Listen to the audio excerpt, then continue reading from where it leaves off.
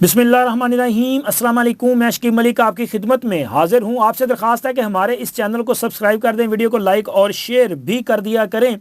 खबर यह है कि फ़ौज का बंदा अडयाला जेल पहुँच गया। बड़ा ख़ास बंदा है जो अडयाला जेल पहुँचा है और साथ ही इमरान खान की फांसी की तस्दीक भी हुई है। इससे पहले कि मैं इसकी तफसीलात आपके साथ शेयर करूँ, एक ख़बर आपके साथ शेयर करना जो है वो ज़रूरी समझता हूँ। वो ये है कि जनाब अली, एक जज साहब का मामला है। मामला भी बड़ा संगीन किस्म का है और ना सिर्फ संगीन है बल्कि अदलिया की आज़ादी का सवाल पैदा हो गया है कि क्या अदलिया आज़ाद है या अदलिया की आज़ादी को सल्ब किया जा रहा है।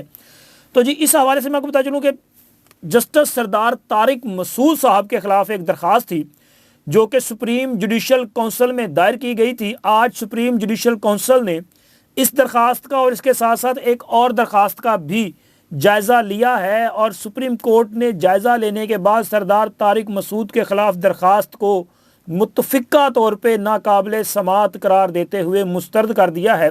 मज़े की बात यह है कि ये दरख्वास्त दायर करने वाली खातून हैं आमना मलिक साहिबा। ये सोशल एक्टिविस्ट हैं और इनके शोहर जो हैं वो लाहौर में प्रैक्टिस करते हैं, वकील हैं, नामवर वकील हैं अब्दुल्ला मलिक, और सिविल सोसाइटी को बिलोंग भी करते हैं। इस हवाले से वो अक्सर जगह पे जो है वो मुजाहरे वगैरह करते हुए भी दिखाई देते हैं। लेकिन जो चीज़ मैंने आपको बतानी है वो बड़ी हैरत अंगेज़ है। वो ये है कि आखिर ये जो रेफरेंस दायर किया गया था इसकी बुनियाद क्या है। बुनियाद ऐसी ज़बरदस्त है कि जब मैं आपको बताऊँगा तो यकीनन आप भी हैरत ज़दा हो जाएंगे कि यार इतनी मजबूत ग्राउंड पे भी ये रेफरेंस जो है वो खारिज कर दिया गया। आज जो दरख्वास्त कुरुंदा हैं आमना मलिक, वो सुप्रीम जुडिशल कौंसिल के सामने पेश हुई, उनसे सवालात भी किए गए। जजेस ने बड़े तहम्मुल के साथ, ये खुद तस्दीक की है उन्होंने कि बड़े तहम्मुल के साथ उनके साथ बातचीत की, उनसे जो सवालात किए गए। मज़े की बात ये थी कि हर सवाल के जवाब में आमना मलिक साहब के पास कोई जवाब नहीं था। वो हर जवाब पे कह रही थी मेरे पास कोई इन्फॉर्मेशन नहीं है। फिर जब उनसे ये बात पूछी गई, इवन के इस समात के बाद मीडिया ने वहाँ भी उनसे सवाल ये बार बार किया जाता रहा, तो जनाब बात क्या निकली है कि ये इसकी बेस क्या है, बुनियाद क्या है इस रेफरेंस की। तो जनाब अली, बुनियाद बड़ी खूबसूरत है। बुनियाद ये है कि उनको एक पार्सल मिला है, एक डाक मिली है और उस डाक की बुनियाद पे उन्होंने बग़ैर सोचे समझे ये शिकायत दायर कर दी। अच्छा, ये शिकायत किस वक्त दायर हुई थी? आपके इल्म में होगा कि उस वक़्त चीफ़ जस्टिस सुप्रीम कोर्ट जनाब जस्टिस उमर अताब बंदयाल साहब हुआ करते थे और उन दिनों में जब ये शिकायत आई तो जस्टिस बंदयाल साहब की चूँकि एक ख़त में इसकी तस्दीक खुद सरदार तारिक मसूद ने की थी कि जस्टिस बंदयाल साहब ने उनसे रब्ता किया था और उन्हें कहा था कि जी आपके ख़िलाफ़ शिकायत आई है तो इसका क्या करना है। तो मुबैना तौर पे ये सौदेबाजी करने की कोशिश की गई थी बंदयाल साहब की तरफ से कि वो मुज़ाहर अली अकबर नकवी के ख़िलाफ़ जो दरख्वास्त है उसमें ज़रा क्लीन चिट दे दें।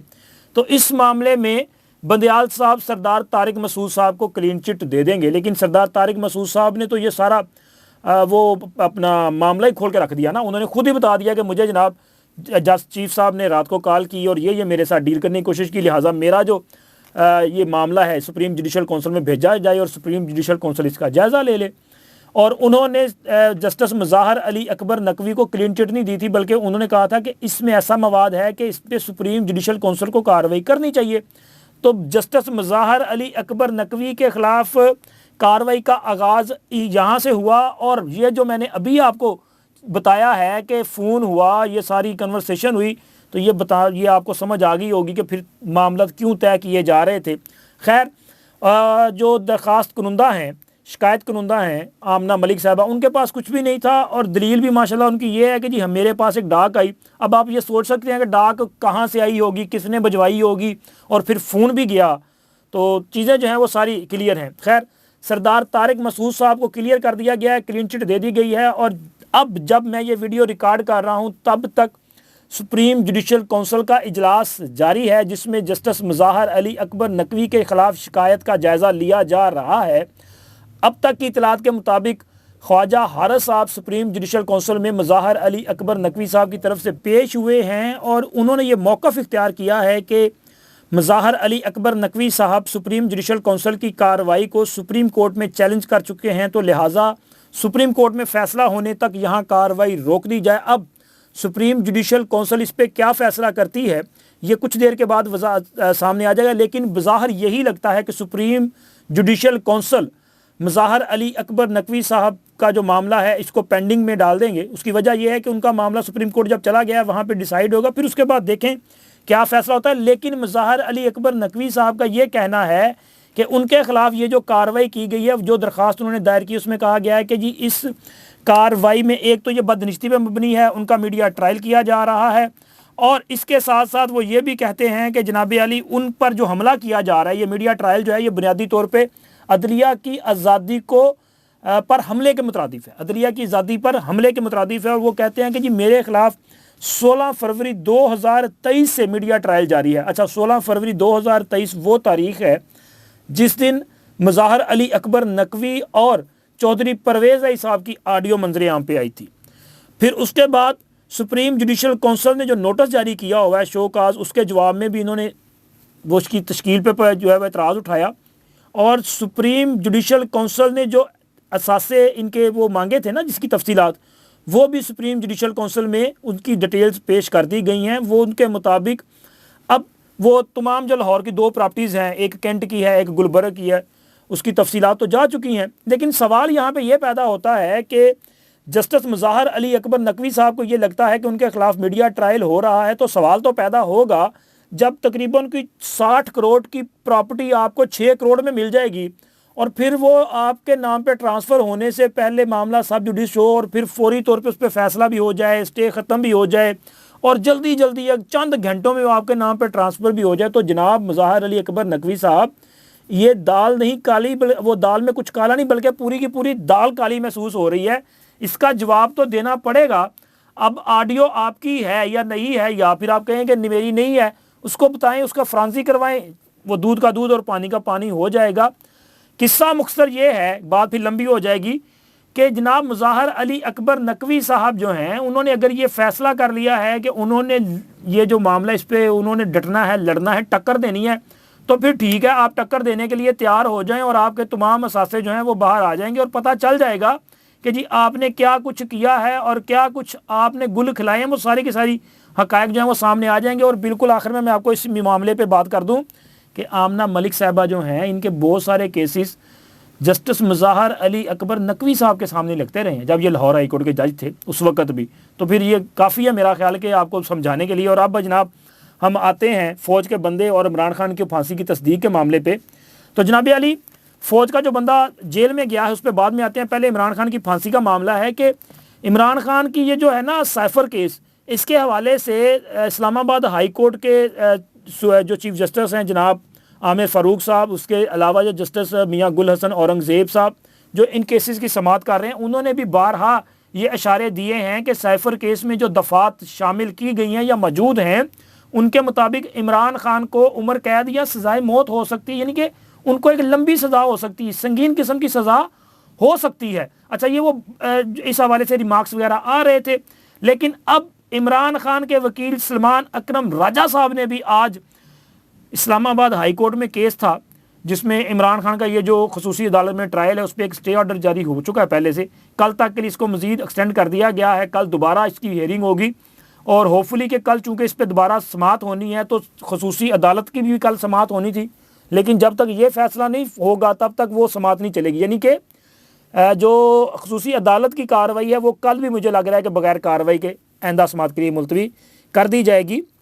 لیکن آج اسلام آباد ہائی کورٹ میں جو بڑی چیز سامنے آئی ہے وہ یہ ہے کہ عمران خان کے وکیل خود اس بات کو ایڈمٹ کر رہے ہیں، وہ اس خدشے کا اظہار کر رہے ہیں کہ عمران خان کو اس معاملے پر سائفر کیس میں پھانسی یا عمر قید کی سزا ہو سکتی ہے۔ اچھا، یہ جو خدشہ ہے نا، یہ خدشہ بڑا وہ کیا کہتے ہیں، بڑا خوفناک قسم کا ہے، خوفناک قسم کا اس طرح کہ وکیل جو ہے وہ اپنے ہی موکل کو یہ بتا رہا ہے کہ پتر تیاری پھڑ لے، تجھے انہوں نے لٹکا دینا ہے۔ اور بھائی آپ وکالت کریں، سلمان اکرم راجہ صاحب جو ہیں بڑے سینئر وکیل ہیں، ان کو چاہیے کہ وہ اپنا جو ان کا موکل ہے اس کی حوصلہ افزائی کریں، اس کو بتائیں کہ کچھ نہیں ہوگا، اور عدالت میں کیس لڑیں۔ منت سماجت پہ کیوں آ گئے ہیں؟ چونکہ اب انہوں نے یہاں تک آج عدالت کو کہہ دیا کہ جی اگر آپ نے جو جیل ٹرائل ہے اس کو نہیں روکنا یا اس کو کالعدم قرار نہیں دینا تو پھر کم از کم آپ جج ہی بدل دیں، کہ ہمیں کچھ تو فیس سیونگ ملے کہ ہم یہ تو کہہ سکیں کہ دیکھیں جی ہم نے یہ ایک بات جو ہے منوا لی ہے. تو یہاں تک نوبت آ گئی ہے. اور اس کے ساتھ ساتھ یہ بھی پریشانی کا باعث ہے کہ جناب فوج کا بھی ایک بندہ جو ہے وہ اڈیالہ جیل پہنچ چکا اور وہ بندہ بھی عمران خان کا بڑا قریبی ہے.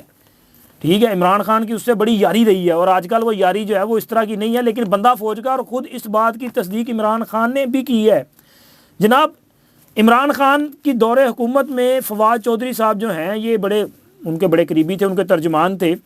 اور ان کے حوالے سے, فواد چودھری کے حوالے سے سینئر صحافی جناب سہیل وڑائی صاحب کا ایک بلاگ ہے جس میں وہ یہ دعویٰ کرتے ہیں, بتاتے ہیں کہ فواد چودھری جب بھی مختلف میٹنگز میں عمران خان کے ساتھ موجود ہوتے تھے تو عمران خان انہیں طنز کرنے کے لیے ہمیشہ فوج کا بندہ کہہ کر مخاطب کرتے تھے.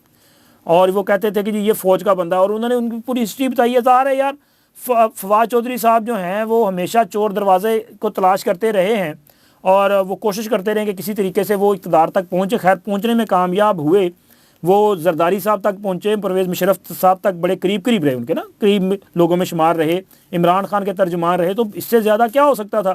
لیکن عمران خان کا وہ طنز کے فوج کا بندہ, اب وہی فوج کا بندہ بھی اڈیالہ جیل پہنچ چکا ہے. اور اڈیالہ جیل پہنچنے کے بعد وہ بھی کہہ رہا ہے کہ جی مجھے سہولتیں دے دیں, میری طبیعت خراب ہے, میں بیمار ہوں. اور اس فوج کے بندے کے حوالے سے عدالت نے ایک حکم نامہ جاری کیا جس میں کہا گیا ہے کہ جی جیل مینول کے مطابق انہیں تمام سہولیات فراہم کی جائیں. اور ملاقات کا بڑا پھڈا ہے جی. ملاقات کا پھڈا یہ ہے کہ وہاں پہ اڈیالہ جیل میں شاہ محمود قریشی بھی ہیں, عمران خان بھی ہیں, پرویز لاہی بھی ہیں, ان سب کی ملاقاتیں ہوتی ہیں.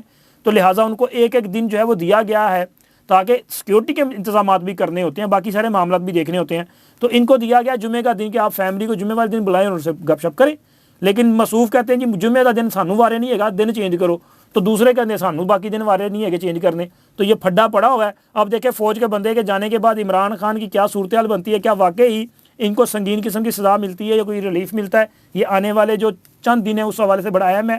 اور کل فیصلہ ہوگا کہ عمران خان کا ٹرائل جو ہے وہ جیل ٹرائل ہونا ہے یا کہ پھر عدالت میں ان کو لانا ہے.